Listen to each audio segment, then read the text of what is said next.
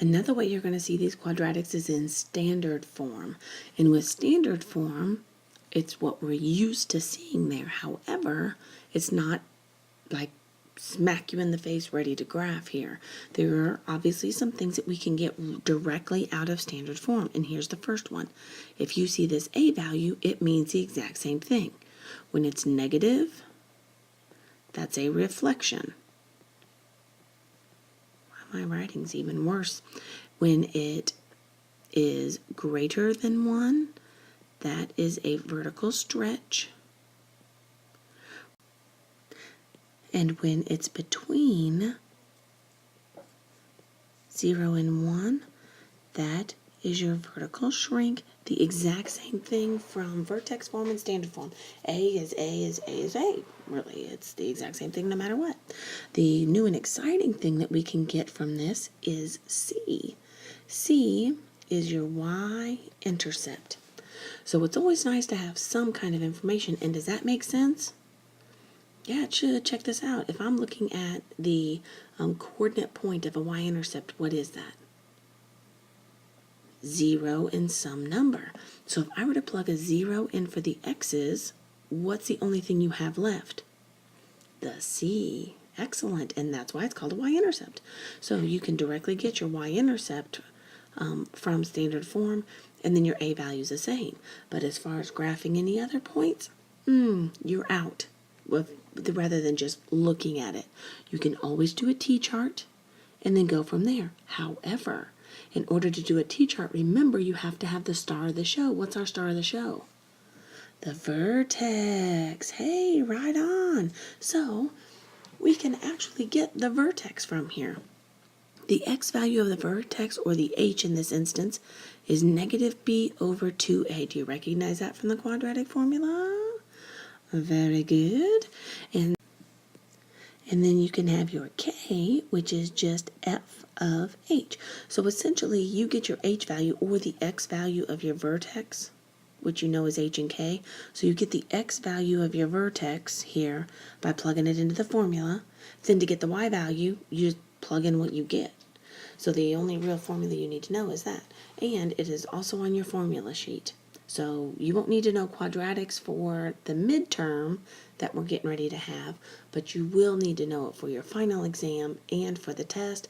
And sometimes I think it's handy to do your chapter test with the formula sheet just so that you can get used to using it.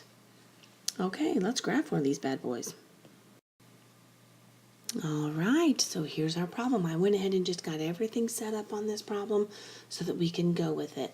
Your standard form here, anytime you graph, you still have to go to the vertex. And so that is why I am going to keep my x, y, new y chart. And I think it's important to practice that a couple times, because the first time you see it, you go, yeah, I'm going to go ahead and do a t-chart for this. And then once you do it a couple times, you realize, oh, wow, that is super duper fast. So yeah, let's shortcut this. I know my tests are timed, so if I can learn to do this method, that can shave time off of my test taking. And right you are. So let's do this thing. The very first thing we want to come up with always is the vertex. And the x value of the vertex is negative b over 2a, which in this instance, I should really probably just go ahead and write that as the h to keep standard. Okay, well, plug it in. My b value is 4, so it's negative 4 over 2 times my a value, which is a 2. So negative 4 over 4 is a negative 1. And then to get my k value, I plug in f of negative 1. So I'm going to take 2 times negative 1 squared plus 4 times negative 1 plus 5. So f of negative 1 in this instance is going to be, and then, so a negative 1 squared is just 1, so you have 2 minus 4 plus 5, which is going to give us a 3. Good, that's an equal sign, not a negative 2. So my vertex for this is negative 1, 3. And remember how we talked previously, how function notation is the same thing as a coordinate point. your x value and your y value.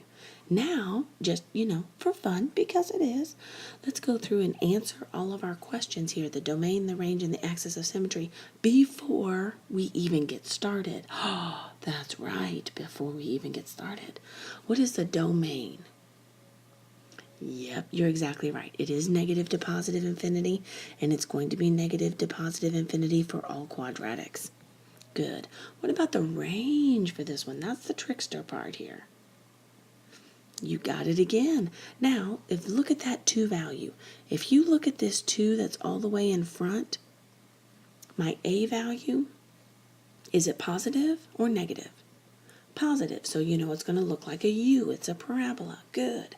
And that also tells me that whenever I'm looking at my vertex, if it's a parabola, you start down here for my range and then go up to infinity.